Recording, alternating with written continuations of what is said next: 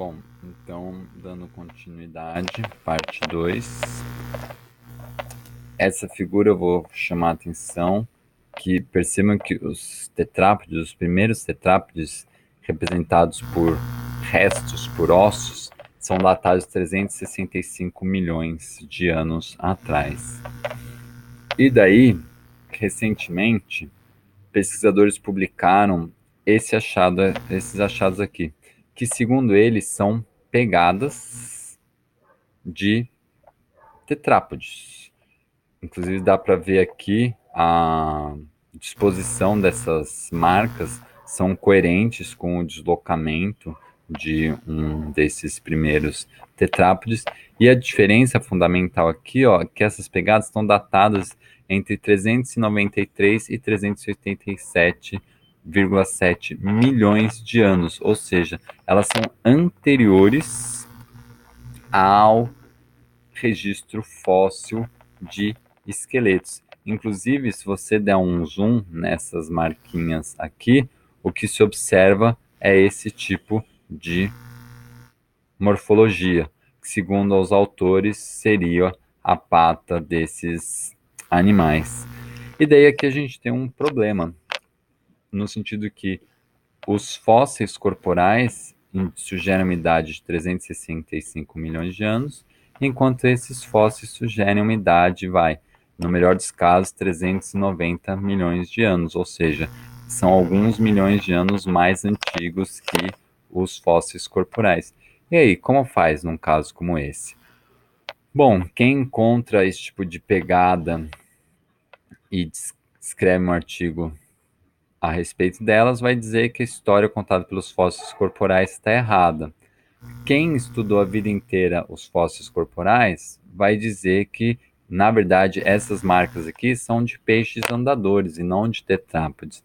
E daí quem não está tão envolvido pela história, na história diretamente, tende a usar uma abordagem mais conservadora. Então, segundo boa parte dos pesquisadores, essas pegadas aqui, elas são sim pegadas de tetrápodes, mas provavelmente não dos tetrápodes, não é um grupo irmão dos tetrápodes atuais, ou seja, uma linhagem de tetrápode que não deixou descendentes até a atualidade.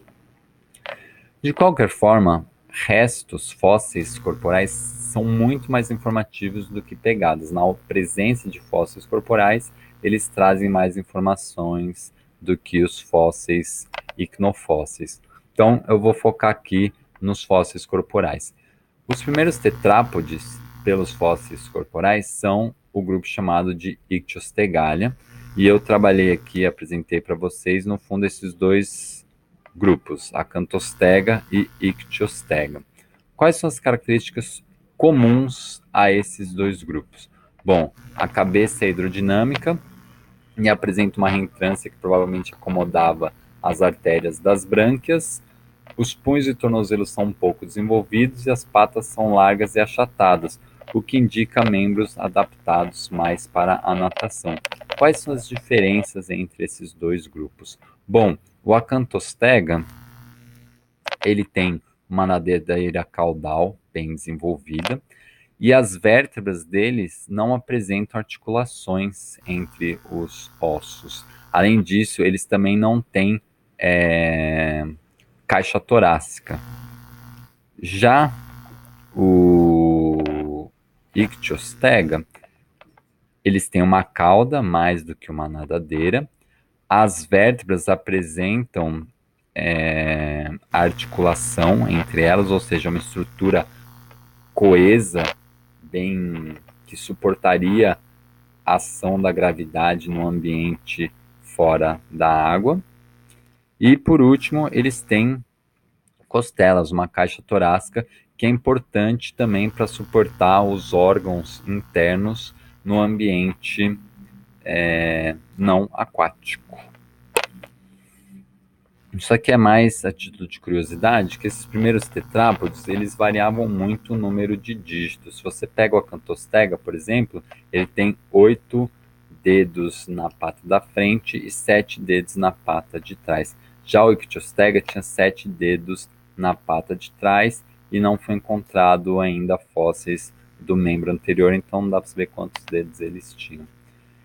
E basicamente essas são as características básicas dos animais dentre os Ictiostegali. Eles eram predadores de peixe, um tamanho que varia entre meio metro e 1,5 metro. Eles viviam essencialmente em ambientes aquáticos, seja de água doce, seja de água salgada. A ideia básica é que o Acantostega caminhava sobre a vegetação de fundo, então esses grupos eles passaram a andar dentro d'água antes de sair d'água. Isso é uma sacada muito interessante que esses fósseis mostraram. O desenvolvimento do andar surgiu por uma necessidade aquática e depois esses grupos passaram a andar também no ambiente terrestre. E o Ictiostega podia fazer pequenas incursões terrestres se arrastando com os membros anteriores.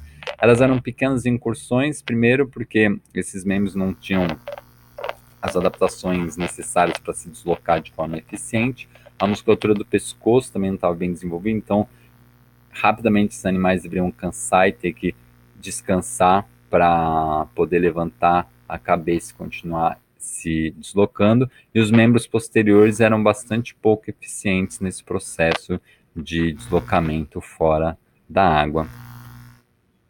Bom, e o fato é que com o surgimento dos tetrápodes, um novo padrão corporal passa a ser observado dentre os vertebrados, que é esse que eu destaquei aqui. Basicamente, você tem uma cabeça, uma região cervical, uma região de tronco, uma região de cauda, e a gente tem algo que define o grupo, a presença de 4 membros adaptados para se deslocar em terra. Esses grupos também passam a ter a respiração pulmonar como sendo vital.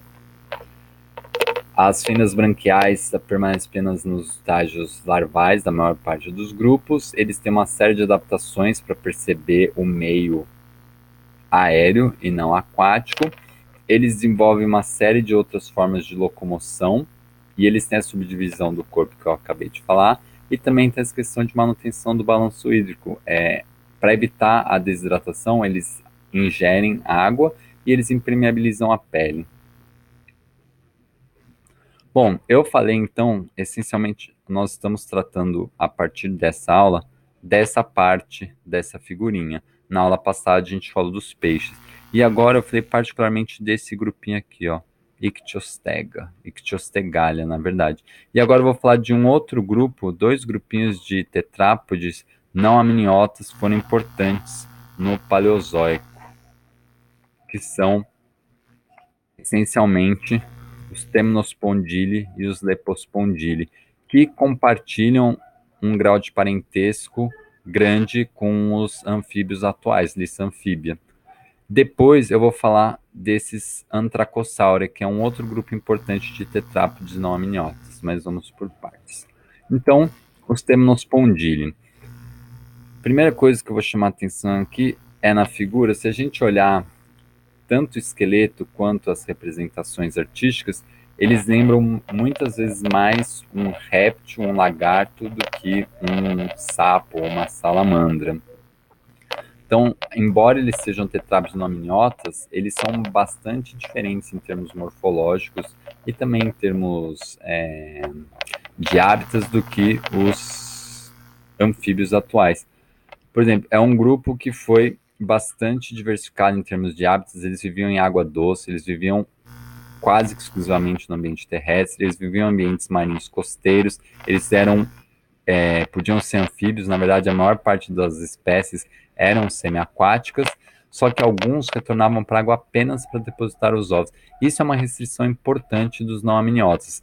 Eles sempre precisam retornar para a água para a postura dos ovos e para a fecundação e desenvolvimento desses ovos. Bom, eles eram predadores, basicamente vertebrados e invertebrados. Eles têm 4 dedos nos pés e 5 nas mãos. Alguns grupos apresentavam escamas e garras e armaduras ósseas. E o tamanho deles variava bastante, de 20 centímetros a 3 metros, sendo o maior que podia atingir 9 metros. Hoje em dia, o maior anfíbio que existe tem no máximo 2 metros, e via de regra eles não têm mais que 20 centímetros.